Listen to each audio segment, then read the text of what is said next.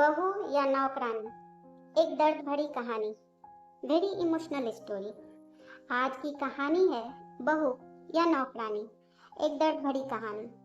ये कहानी एक ऐसी औरत की है जिसे उसके परिवार और पति के घर में ही किसी नौकरानी की तरह जीवन व्यतीत करना पड़ता है, क्योंकि हमारे देश में यही कहानी हर दूसरी औरत की है। इसलिए एक बार इस कहानी को पूरा सुने। पूरे 4 साल बाद रवि अमेरिका से लौटा था। अमेरिका में एक ब्यूटी प्रोडक्ट्स बनाने वाली कंपनी के लिए रवि काम करता था। रवि अपने देश अपने घर लौटकर काफी खुश था। एयरपोर्ट पर उतरते ही रवि की नजरें अपने परिवार वालों को खोजने लगी। जल्दी ही उसे अपने माँ बाप, भाई भाभी, बड़ी बहन और खुद की 3 साल की बच्ची भी एयरपोर्ट पर खड़ी नजर आई। लेकिन उसकी नजरें माया को खोज रही थी।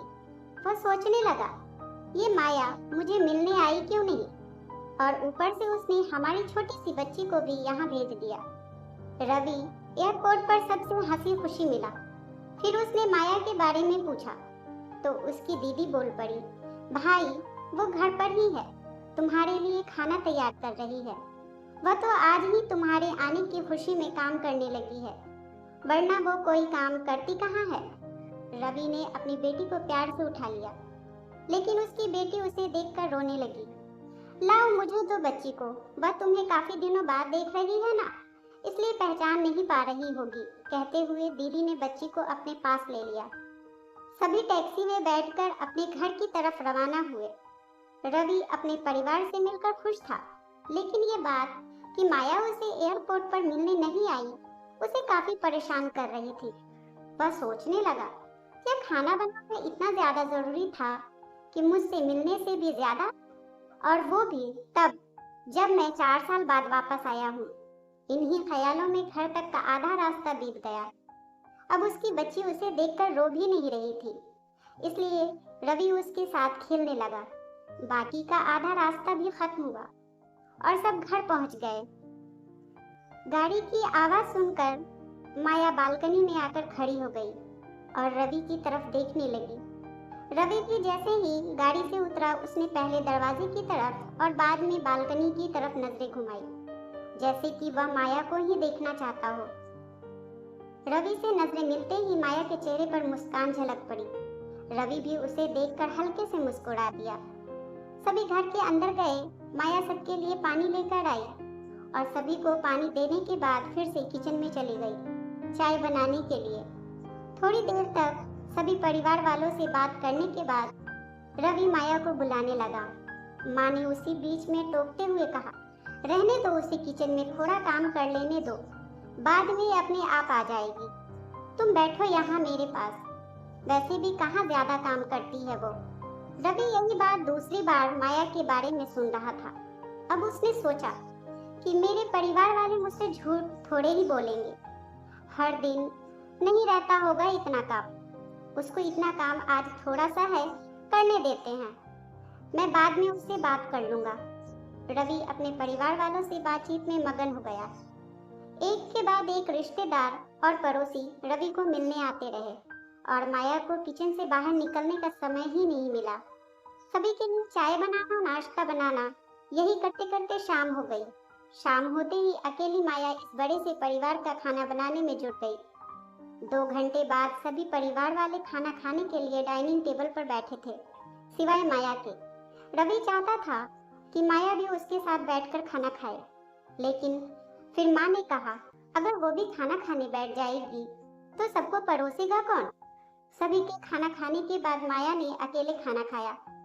रात को सोने के वक्त रवि और माया अच्छे से मिल पाए। रवि माया के साथ काफी बातें करना चाहता था, लेकिन वह उसके चेहरे पर थकान और नींद अच्छे से देख सकता था, इसलिए उसने माया को परेशान न करने का फैसला किया और उसे सोने दिया। माया सोने ही वाली थी कि उसकी छोटी सी बच्ची रोने लगी, तो माया तुरंत उठकर उसे दूध पिलाने के लिए चली गई। रवि कब सो गया उसे पता ही नहीं चला।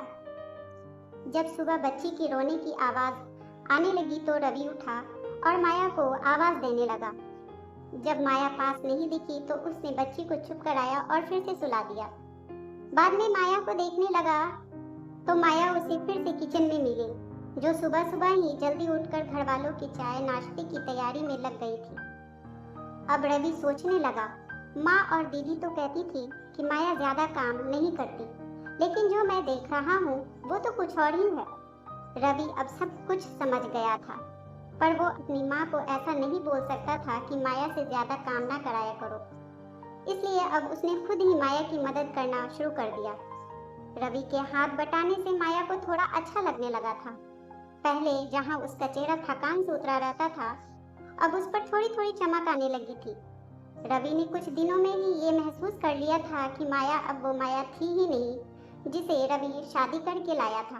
वो तो कोई और थी, जो तोते की तरह बोलती थी, और ये माया तो बिल्कुल चुप है, गुमसुम है।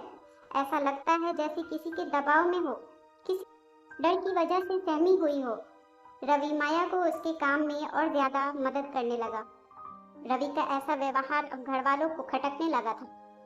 घर के सभी बड़ों और उसकी दीदी ने मिलकर रवि को समझाया, तुम अपनी बीवी की मदद करते हो, उससे हमें कोई ऐतराज नहीं है, लेकिन तुम्हें भी एक हद तक ही ऐसा करना चाहिए।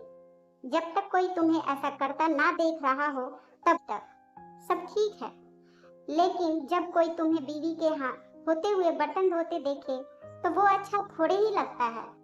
और सोचो, आगे चलकर माया को तुम्हारे हेल्प की आदत पड़ गई तो तुम्हारा अपना काम में ध्यान लगाना मुश्किल हो जाएगा। रवि हमेशा से ही अपने परिवार वालों की बात मानता आया था। जिस तरह से सबने रवि को समझाया था, रवि भी उनकी बातों में आ गया। अब रवि माया की मदद करने से कतराता था। कभी कभार वो बच्ची के लिए दूध गर्म कर लिया करता, उससे ज्यादा कुछ नहीं कर। घर वालों ने रवि को विदेश जाने से मना कर दिया और कहा कि यहीं पर कुछ काम कर लो। रवि ने अब घर से ही ब्यूटी प्रोडक्ट्स ऑनलाइन बेचना शुरू कर दिया। उसका परिवार भी बढ़ गया। अब उसे 2 बेटियां और 1 बेटा था। दोनों बेटियां स्कूल जाने लगी थी, लेकिन बेटा अभी भी छोटा था। जितना रवि कमाता था उतना सबके लिए काफी ना था। काफी सोच विचार करने के बाद रवि ने यह फैसला किया कि वह अब माया के साथ शहर में जाकर रहेगा, जहाँ पर माया भी काम कर पाएगी, और वह घर से ही अपने ब्यूटी प्रोडक्ट्स बेचना शुरू करेगा। इस तरह से वे अपने पैसों की तंगी को पूरा करेगा। परिवार वालों ने भी रवि को इजाजत दे दी। रवि चाहता था कि माँ भी उसके साथ रहे, लेकिन माँ को शहर में आना मंजूर ना था। माँ बड़े भाई के साथ रहने लगी। शहर में अब माया नौकरी करती और रवि घर से ही ऑनलाइन अपने प्रोडक्ट्स बेचता। कई साल ऐसे ही बीत गए। माया घर का काम और बाद में बाहर का काम करके पहले से भी ज्यादा थकी थकी रहने लगी। परिवार वालों की रवि के दिमाग में डाली बातें अभी भी उस पर असर करती थी। वह यहाँ पर भी माया का हाथ ना बटाया करता था। रवि अब दिन रात अपने प्रोडक्ट्स बेचने में ही मशरूफ रहता। कभी कभी माया उससे कहती कि मुझे अच्छा नहीं महसूस हो रहा है, मुझे डॉक्टर के पास ले चलो। वो हाँ कह देता, लेकिन अपने काम में इतना खो जाता कि कभी उसको डॉक्टर के पास ले ही नहीं जाता। माया तो बीमार थी, लेकिन एक बार रवि बहुत ज्यादा बीमार हो गया। इतना बीमार हो गया कि उसे अस्पताल में भर्ती करवाना पड़ा। अस्पताल में रवि के पास सिर्फ माया थी और कोई नहीं। इतना बीमार होने के बाद भी उसके परिवार वाले सिर्फ उससे मिलकर वापस अपने घर चले गए थे।